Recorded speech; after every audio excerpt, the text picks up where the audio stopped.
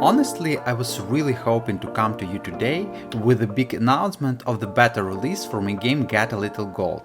I poured everything I had into making it happen this week. However, it turns out I was a bit too optimistic and underestimated the time and effort needed to create and deploy a custom server from scratch, ensuring it works at least somewhat stably. Hi there! For those of you who are new to this channel, I'm Yaroslav, a solo game developer from Ukraine, and I'm still in the process of porting my idle incremental game Get a Little Gold from Flash to Unity and getting it ready for mobile devices. Today's video is going to be short and to the point, because honestly there's not much visually exciting stuff to show you.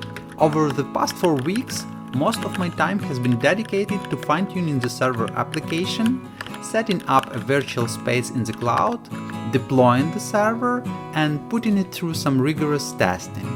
The only actual in-game change I made was adding a settings menu, which currently only features one option, a return to menu button.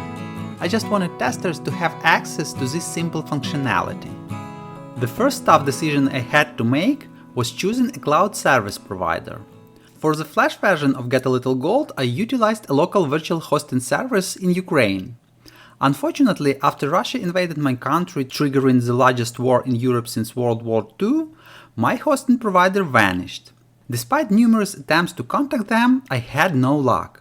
While I suspect something might have happened to their servers, the reality is that my usual cloud solution is now inaccessible, and all the data is most likely lost forever. Therefore, for the mobile version of the game, I decided to opt for a more reliable provider. After careful consideration, I choose Amazon Web Services because they are reliable, flexible, and importantly, their servers are available worldwide. I purchased a basic AWS EC2 instance, installed Linux, and set up an SSH connection to manage my servers through the command line interface. The learning curve was steep, given my lack of prior experience with AWS or Linux servers. Despite having a basic understanding of the command line interface and some familiarity with simple commands, I relied on Google and ChatGPT to make progress. First on the agenda was installing the MySQL server on my virtual machine, as my game requires it to save players' data. This step, however, proved to be relatively simple. Challenges arose later, when I compiled my server application for Linux, specifically Linux Ubuntu, and uploaded it to the cloud. Unfortunately, my server couldn't connect to the MySQL database due to some dependency conflicts. No matter how hard I tried, I couldn't resolve this issue. After countless hours scouring the internet for a solution and making numerous attempts to fix broken dependencies, I decided to tweak my workflow. Initially, I was compiling the game server on my local Windows machine and then uploading it to the Linux server. Instead, I opted to upload my raw project files to the server and compile it there. However, to make this work, I first needed to set up the .NET environment on my Cloud Linux server. So I spent another few hours installing .NET on my EC2 instance and configuring it.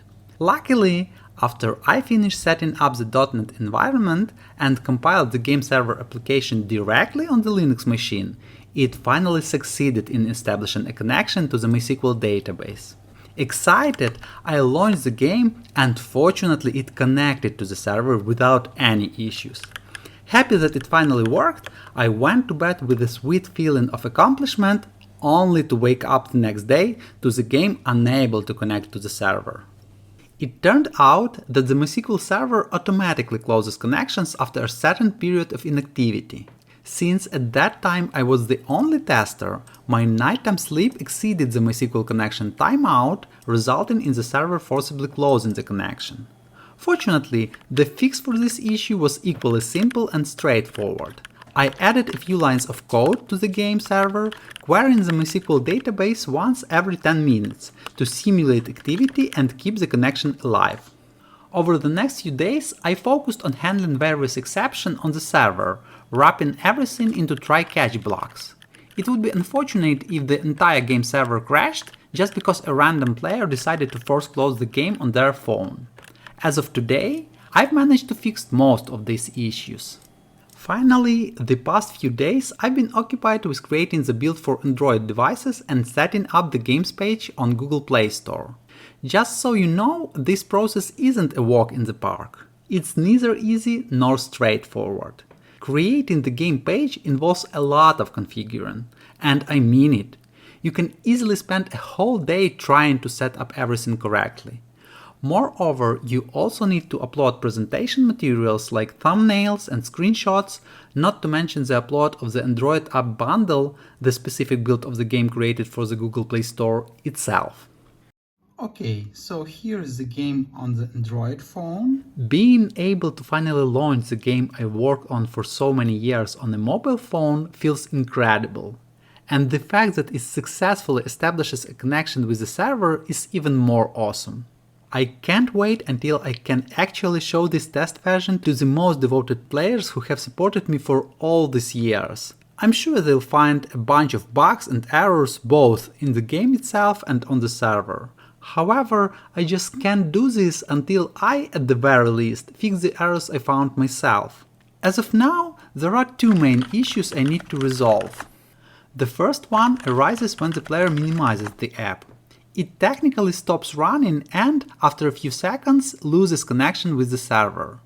Not only do I need to find a way to handle this exception in the most optimal manner, as it will happen often, but I also need to reconnect the player as soon as they restore the app. Currently, my game is built to connect to the server only on start, and I should add the functionality to correctly reconnect on restoring. The second issue is a little more vague.